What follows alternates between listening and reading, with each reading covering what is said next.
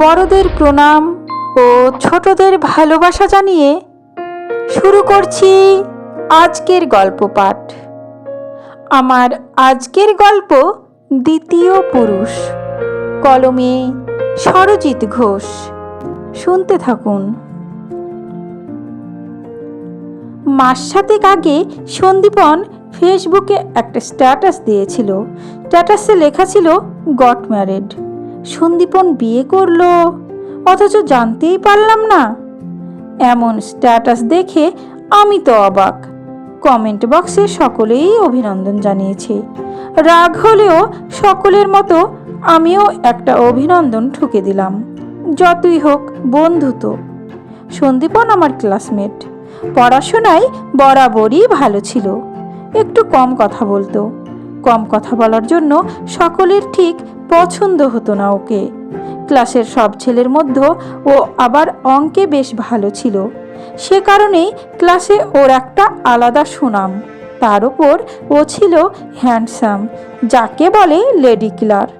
কত মেয়ে যে প্রেমের প্রস্তাব দিয়েছিল ওকে তার ঠিক নেই, তবে কোনো মেয়েকে পাত্তা দিত না।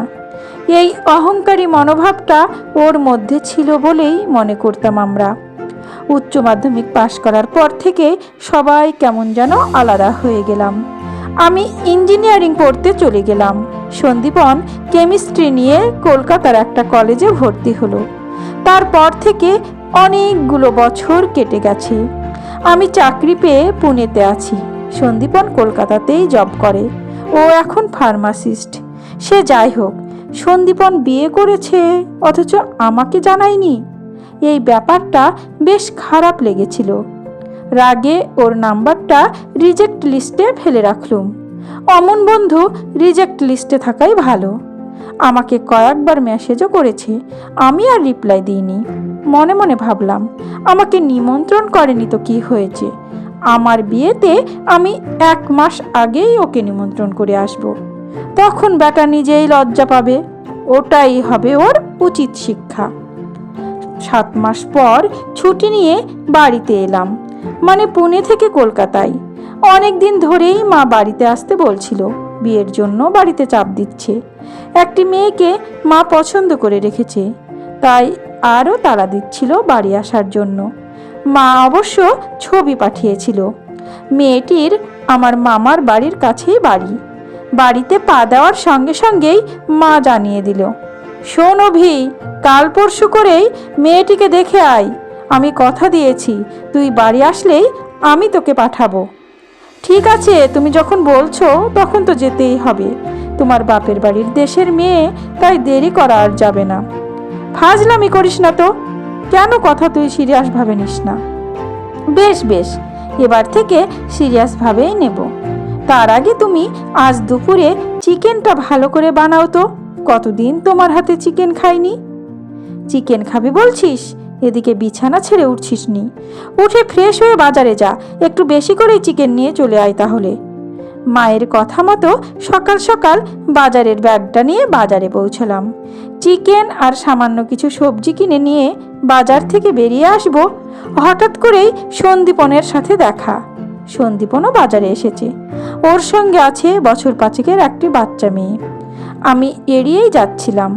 আমাকে দেখতে পেয়ে ও নিজেই হেসে বলল, আরে কবে এসেছিস? আমি একটু রাগ দেখিয়েই বললাম, কাল রাতে। বিয়ে করলি, নিমন্ত্রণ তো দূরের কথা, একটিবার জানালিও না।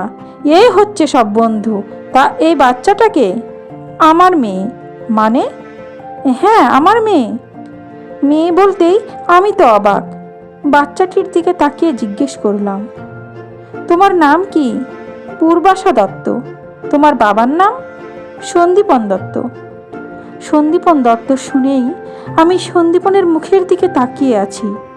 আমার এই অবাক হওয়া দেখে সন্দীপন বলল, অবাক হওয়ার কিছু নেই। আমি যাকে বিয়ে করেছি তুইও তাকে চিনিস।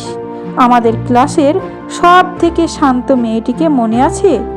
কে, পূরবী? হ্যাঁ। আরে ওর তো 2 বছর আগে ডিভোর্স হয়ে গিয়েছিল না? শুনেছি শ্বশুর বাড়িতে খুব অত্যাচার করতো ওর উপর। একটা বাচ্চাও তো আছে শুনেছিলাম। এই যে আমার সেই ছোট্ট পরী, আমি পূরবীকে বিয়ে করেছি। সন্দীপনের মুখ থেকে এমন কথা শুনে ওর মুখের দিকে হা করে তাকিয়ে আছি। কি যে বলবো ভাষা পাচ্ছিলাম না। বললাম, পূরবীর মতো ভালো মেয়ে সত্যি হয় না। আমাদের ব্যাচে পূরবী সবচেয়ে শান্ত মেয়ে, সবার সাথে হেসে কথা বলতো, কত হাসি খুশি। অথচ ওর কপালে এমনটা হবে ভাবিনি। সেটা অতীত। তবে তুই খুব ভালো কাজ করেছিস রে। আমার কথা শুনে একটু আবেগপ্রবণ হয়ে সন্দীপন বলতে লাগলো, জানিস অভিনব, প্রথমে কিছুতেই রাজি হতে চায়নি পূরবী। ও বলল, তোর মতো একজন ভালো ছেলে আমাকে বিয়ে করে তোর জীবনটাই নষ্ট হবে। আমি ওকে বলেছিলাম, তোর মতো একটা ভালো মেয়ের জীবন আমিও নষ্ট হতে দিতে পারি না। সব দ্বিতীয় পুরুষ খারাপ হয় না, ভরসা করতে পারিস। আমি পূরবীকে মনে মনে ভালোবাসতাম, কিন্তু মুখ ফুটে কখনো বলতে পারিনি ওকে। আমি কম কথা বলতাম বলে তোরা আমাকে খারাপ ভাবতিস আমার অহংকার। কিন্তু আমি অমনটাই ছিলাম তখন। আজ সত্যি খুব আনন্দে আছি পূরবী আর আমার পরীকে নিয়ে। বাড়িতে আয় একদিন, অনেক কথা হবে। তোকে তো আর কল করেও পাওয়া যায় না। নাম্বার চেঞ্জ করেছিস নাকি? কথাগুলো শুনে অন্তরের অপরিসীম ভালোবাসায় মাথা নত হয়ে গেল সন্দীপনের কাছে। সত্যি এক অন্য রকম ভালো লাগা কাজ করছে। তবে সন্দীপনের প্রতি যত খারাপ ধারণা ছিল এক নিমেষে দূর হয়ে গেল। সন্দীপনের নাম্বার তো আমি রিজেক্ট লিস্টে করে রেখেছি। একটা অপরাধবোধ কাজ করছিল তখন। সঙ্গে সঙ্গে মোবাইলটা বের করে রিজেক্ট লিস্ট থেকে ওর নাম্বারটা রিমুভ করে একটা কল করে বলি, কেন নাম্বার চেঞ্জ করব? এই তো তোর মোবাইলে রিং হচ্ছে, দেখ। সত্যিটা প্রকাশ করতে পারলাম না। নিজের কাছে যেন নিজেই ছোট হয়ে গেলাম। সন্দীপন পকেট থেকে মোবাইলটা বের করে মিসড কলটা দেখে বলল, ও সত্যি তো? কি জানি, আমি তোকে কল করে তখন পাইনি। সে যাই হোক, বাড়িতে আসিস, পূরবীও খুব খুশি হবে। আসিস রে অভিনব। কথাগুলো বলে মেয়ের হাত ধরে এগিয়ে চলল সন্দীপন। আমি তাকিয়ে আছি তখনও। দেখতে পাচ্ছি একটু এগিয়ে গিয়ে মেয়েকে কোলে তুলে নিয়ে হাঁটছে। মেয়েটিও গলা জড়িয়ে ধরে পিছনের দিকে তাকিয়ে আছে। দূর থেকে আমরা কত কি ভেবে নিই, নিজের মনের মতো করে একটা গল্প তৈরি করেও ফেলি।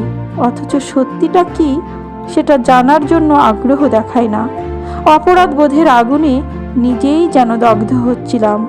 মনে মনে ভাবছিলুম, তাই সন্দীপনের মতো অনেক দ্বিতীয় পুরুষ আছে যারা শুধু ভালোবেসে নয়, সম্মান দিয়ে, স্বীকৃতি দিয়ে ভালোবাসাকে বুকের মধ্যে জমিয়ে রাখে। Salute Sandipan, salute. সমাপ্ত।